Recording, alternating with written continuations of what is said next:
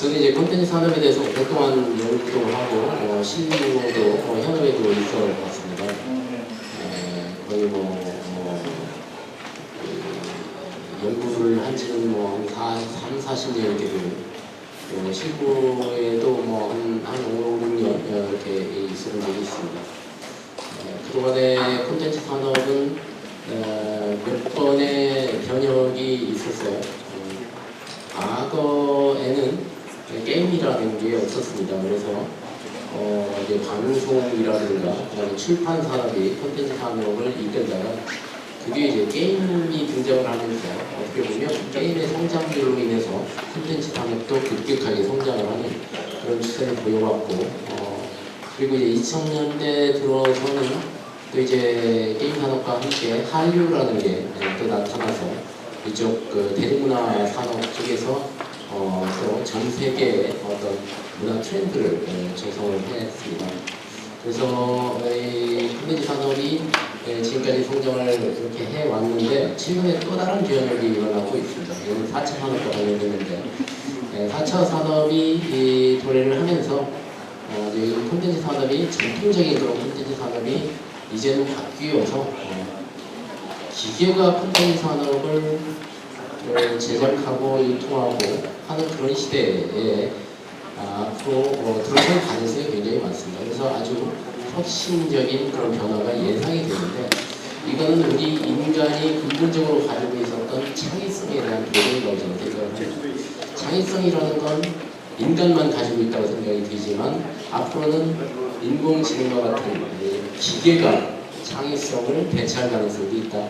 그래서 저는 콘텐츠 산업의 역사에서 아주 커다란 변화, 아주 대폭적인 그런 변화가 앞으로 도래할 가능성이 있다. 저는 그렇게 생각을 합니다.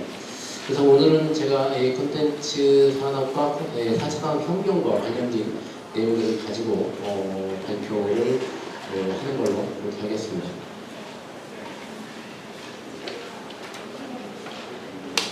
먼저 4차 산업혁명이 어떤 건지를 먼저 보도록 하겠습니다. 오늘 4차 산업과 관련된 세미나라든가 발표들이 너무 많아가지고 제가 이거를 얘기를 한다는 게 부적절할지는 모르겠습니다만 일단 프로덕션 차원에서 4차 산업에 대해서 말씀을 드리겠습니다. 4차 산업 그러면 아주 새롭게 하면서 갑자기 떨어지는 그런 어떤 혁명이라고 생각할 수 있을지 모르지만 사실은 4차 산업혁명이라는 말은 안 했지만 이런 기술들은 이미 존재해 왔고 또 발전을 해 왔습니다. 제가 4차 산업혁명이라는 단어가 나오기 전에도 이미 IoT라든가 그다음에 빅데이터라든가 AI라든가 수도 없이 많은 기술에 대해서 얘기를 들어왔습니다. 근데 이제 다보스 포럼에서 4차 산업혁명이라는 말이 들어서면서 말이 이제 시작이 되면서 본격적으로 4차 산업혁명 시대에 돌입했다고 이렇게 얘기를 하지만 사실은 오래 전부터 이런 4차 산업혁명은 이미 있어 왔다 이렇게 말씀을 드릴 수가 있겠습니다. 저는 그래서 4차 산업혁명을 이런 기술들 AI라든가 그리고 빅데이터라든가 3D 프린팅이라든가 이런 기술들이 연구 개발 생산 마케팅 유통 등에서 생산성을 증가시키는 그런 효과가 있다. 이걸 바로 4차 산업혁명이라고 그러고 이 자체가 사회 문화를 혁신적으로 변화시키는 것 이게 바로 4차 산업혁명이다. 저는 그렇게 정의를 하고 싶습니다. 그래서 4차 산업혁명은 일자리가 감소한다는 것에 대해서 많은 얘기들을 하고 있습니다. 4차 산업혁명이 도래하면 일자리가 줄어들기 때문에 우리한테는 큰 위협이다 이렇게 얘기를 하고 있지만 사실은 일자리가 줄어들고 기계가 이를 대체하는 건 확실합니다. 그렇지만 그럼으로써 생산성이 올라간다는 얘기죠. 여기 말씀드린 것처럼 효율성이라든가 생산성이 증가하면 그만큼 부가가치가 높아질 거고 부가가치가 높아지면 이게 우리 일반 사람들한테 그 혜택이 돌아오는 겁니다. 그러니까 일자리가 줄어들고 기본적인 위험 요인은 있을지 모르지만 전체적으로는 부가가치가 훨씬 늘어나기 때문에 우리한테는 긍정적인 영향을 줄 것이다. 저는 그렇게 보고 있습니다. 그래서 4차 산업혁명은 단순하게 기술의 변화다. 기술의 개발이다 이런 식으로만 해석하지 말고 어떻게 보면 사회 전체적으로 패러다임이 변화되고 있다 이렇게 생각을 하고 싶습니다.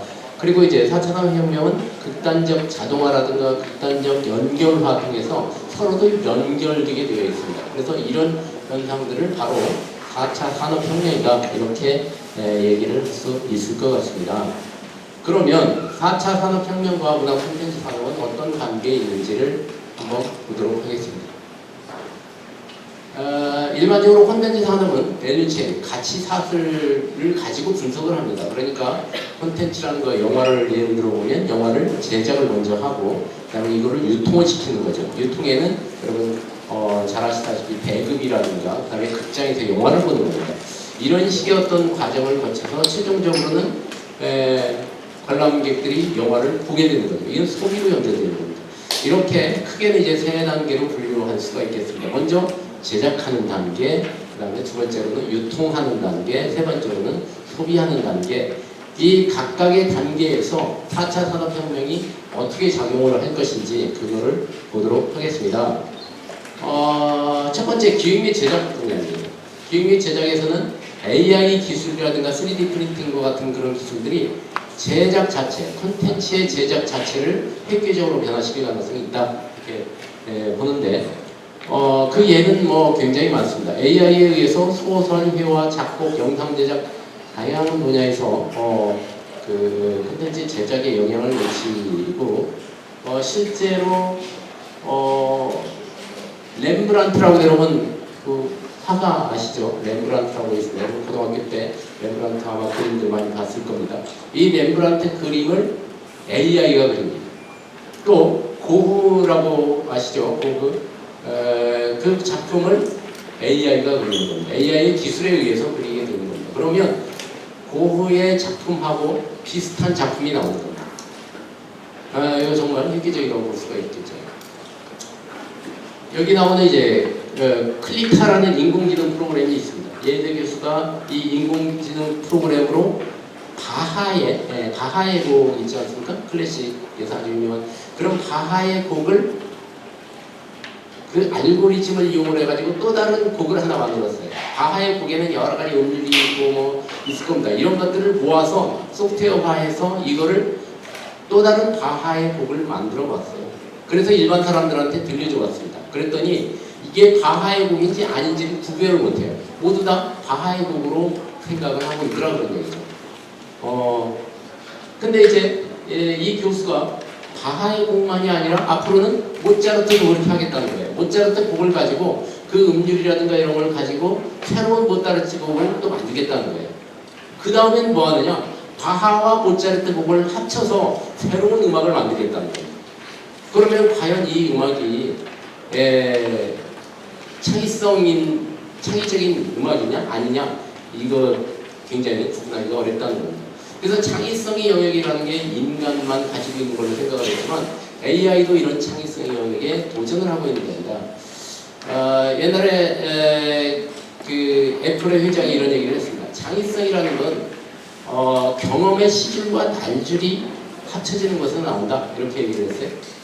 그러니까 AI도 마찬가지로 어떻게 보면 경험이 축적된 게 데이터로 들어와 있는 거고 이 축적된 데이터로 새로운 콘텐츠를 만드는 거거든요. 이거는 어떻게 보면 AI가 창의성의 영역에 들어왔다 이렇게 볼 수가 있습니다. 그래서 이런 제작 분야에서도 많은 그 AI 4차 산업혁명에 의해서 완전히 산업이 바뀔 수가 있다라는 거죠. 그렇게 되면 제작이라는 거 기획하는 사람들은 그럼 다 뭘 먹고 살아야 되느냐 이런 문제가 생긴다 그런 얘기죠. 일본에서는 인공지능이 쓴 단편 소설이 문학상의 1차 심사에 통과가 됐습니다.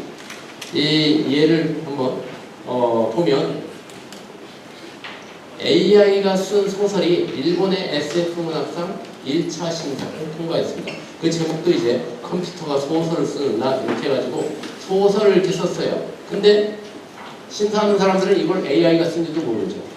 근데 이게 통과가 됐습니다. 그 정도로 AI가 콘텐츠의 영역에 깊숙하게 들어올 수가 있다. 그런 얘기입니다. 미술의 경우에 한번 보도록 하겠습니다. 이 작품을 보면 어디서 많이 본 듯한 그런 작품이죠. 이 이미지라든가 그 기법 이런 것들을 고고일 겁니다. 고고. 근데 구글에서 딥드림이라는 그런 인공지능, 이런 딥드림을 잘하죠. 이런 인공지능으로 이 그림을 그렸습니다. 이거를 가지고 경매를 했어요. 이 그림을 가지고. 근데 이게 실제로 팔렸습니다. 그러면 과연 이게 앞으로 이제 어느 정도 활성화되지, 앞으로 이런 것들이 계속 경매가 되고 그러면 인간이 설 그런 땅이 점점 좀 줄어들 가능성이 있겠다는 그런 얘기죠. 참 심각한 그런 변화라고 볼 수가 있습니다. 이에 따라 저작권 이슈도 있습니다. 저작권. 그럼 AI가 이런 콘텐츠를 만들었을 때 과연 누가 저작권을 가질 거냐 하는 거죠. AI한테 저작권을 줄 수도 없잖아요. 기계가 그거 저작권 받아가지고 저작료 받아가지고 뭐 잘 살 수도 없고 이런 이상한 문제가 생기는 겁니다. 그래서 이런 저작권 이슈도 있습니다. 그래서 아직 우리나라에서는 이 이슈에 대해서 좀 다른 나라에 비해서는 좀 뒤늦게 대응하고 있는 그런 현상입니다. 유통에서도 마찬가지예요. 유통. 아까 제가 같이 샀을 두 번째가 유통입니다. 유통에서도 마찬가지로 AI가 개입을 합니다. 최근에 많이 나오죠. 애플의 시리라든가 아마존의 알렉사, 그 다음에 구글 어시스턴트와 같은 그런 AI 스피커, 그 다음에 개인 비서들이 나와서 그런 비서들한테 노래 한 곡 틀어봐. 그러면 얘가 노래도 틀어주죠. 그런 식으로 이제 이 유통 분야에서도 이런 AI 유통이라든가 여러 가지 다양한 유통들이 생겨날 수가 있다 그런 얘기입니다. 특히 빅데이터를 활용을 해서 큐레이션 서비스도 많이 합니다.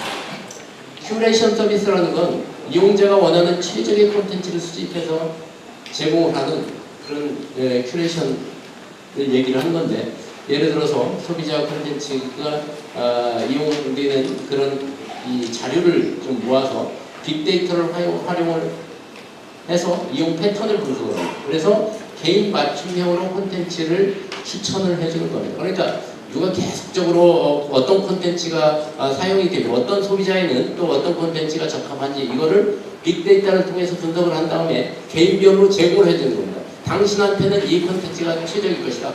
그런 식으로 큐레이션 마케팅도 활성화되고 있습니다. 마지막은 소비입니다. 소비에도 미처 4차 산업혁명이 영향을 주고 있습니다. 스마트 슈머라고 해서 모든 것들이 이제 이런 기술에 의해서 자기 자신에 맞는 맞춤형 정보가 제공이 되고 이에 따라서 소비도 할 수 있다 그런 얘기죠. 그래서 이 소비 부분에서도 4차 산업혁명이 들어와 있고 깊숙하게 들어와 있어서 이게 우리의 생활을 근본적으로 바뀔 가능성도 있습니다. 예를 들어서 그렇습니다. 자율주행차라는 게 아마 10년 정도 있으면 활성화될 것 같은데, 이 자율주행차가 되면 자기가 운전할 필요가 없죠. 그러면 차 안에서 뭘 하겠습니까? 콘텐츠나 영화나 이런 것들을 보겠죠. 예를 들어서 옆에 창문이 스크린으로 변합니다. 그러면서 거기서 영화를 본다거나 음악을 듣는다거나 이런 식으로 콘텐츠의 소비가 점점점 많아질 가능성이 있습니다. 이와 같이 4차 산업혁명은 소비에도 밀접한 영향을 줄 수가 있습니다. 제가 미드 웨스트월드라고 하는데 AI와 관련된 그런 드라마인데, 여기에서도 보면 이 4차 산업혁명과 그 다음에 인간들이 어떻게 AI하고 대결을 하는지 그런 얘기들이 나와 있습니다.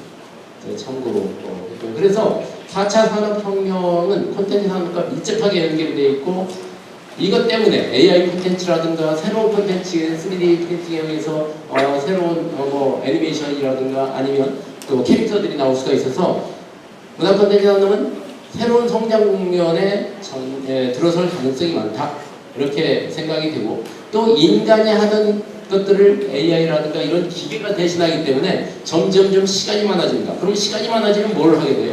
엔터테인먼트, 그러니까 콘텐츠를 더 즐기게 된다 이거죠. 그러면 수요가 더 확산될 것이다 이렇게 생각이 들고, 또 타 산업에 대한 콘텐츠 산업의 응용성이나 확장성이 훨씬 커집니다.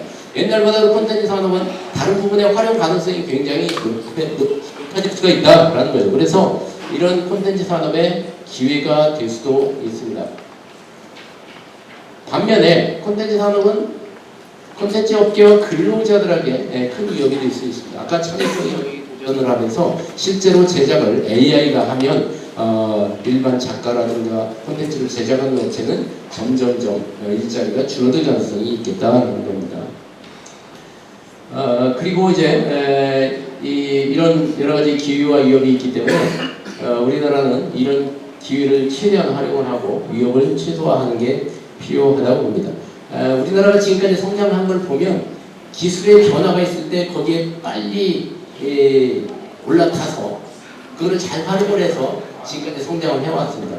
예를 들어 가지고 지금 우리가 뭐 수출이 엄청 잘 되고 있다는 반도체라든가 거기에 LCD라든가 2차 산업 이런 거 보면 2차 전지 이런 걸 보면 기술이 변하는 그 시점에서 우리나라가 재빨리 들어가서 세계적인 기업이 된 거거든요. 마찬가지로 AI라는 파고 4차 산업이라는 그런 파고가 콘텐츠 산업의 변화를 일으킬 때 이때 빨리 선점을 한다면 우리나라가 전 세계적으로 글로벌 플레이어도 나올 수가 있고 전 세계적으로 앞서갈 수 있다, 리드할 수 있다 이렇게 생각을 합니다. 그래서 앞으로의 과제는 뭐냐? 새로운 콘텐츠를 아까 말씀드린 AI 콘텐츠라든가 3D 프린팅을 이용한 거, 빅데이터를 활용한 거 이런 새로운 콘텐츠를 만드는 준비를 좀 해야 될 것 같습니다. 이런 것들을 이제 뉴 콘텐츠라고 얘기할 수가 있겠고요. 여기에는 이제 VR과 AR과 같은 옛날에 포켓몬고라고 있죠. 그런 콘텐츠도 만들어야 되고 AI 콘텐츠를 만들기 위해서는 연구개발 투자도 많이 해야 되고요. 여기 관련된 인력도 많이 만들어야 되겠습니다. 또 필요한 건 이쪽 분야는 점점점 시간이 갈수록 기술과 밀접하게 연결이 되어 있습니다. 그러니까 콘텐츠를 하는 사람들과 기술하는 사람들이 융합을 해서 네트워킹을 해서 개발을 해야 됩니다. 우리나라 정부도 현재 문화부와 있고 또 이제 다른 부처가 있는데 다른 부처와 협력을 해서 콘텐츠를 만들어야 되는 그 시대가 바로 4차 산업혁명 시대다 이렇게 볼 수가 있습니다. 그래서 여러 가지 이런 제도도 도입을 하고 특히 저작권 체제도 정립을 해야 되겠습니다. 아까 얘기한 것처럼 과연 AI가 저작권을 가질 수는 없기 때문에 과연 누구한테 줘야 될 거냐 이것도 빨리 논의를 해서 이런 4차 산업혁명 시대에 저작권 체제도 갖추어져야 될 거라고 생각이 듭니다. 마지막으로는 타산업과 콘텐츠 융합이 절실합니다. 점점 4차 산업이 되면서 이 콘텐츠 아까 극단적 연결성이라고 그랬잖아요. 서로들 모든 것들이 연결됩니다. 기기가 연결되고 또 사람과 또 이제 시스템이 연결되고 이런 연결성을 오고 가는 것은 바로 정보와 콘텐츠입니다. 그렇기 때문에 이런 타산업과 밀접하게 융합을 해서 공동개발을 하고 또 네트워크를 하지 않으면 안 되는 그런 때가 바로 4차 산업혁명 시대다 이렇게 볼 수가 있겠습니다. 저는 이제 제가 발표해야 될 시간은 다 쓴 것 같습니다. 마지막으로 말씀드리고 싶은 것은 4차 산업혁명은 콘텐츠 산업에 있어서 아주 커다란 기회이고 특히 우리나라가 이쪽에 선점을 함으로써 이 세계적인 콘텐츠 강국이 될 수 있다 이렇게 생각을 합니다. 이걸로 저는 이 발표를 마치도록 하겠습니다. 여러분 감사합니다.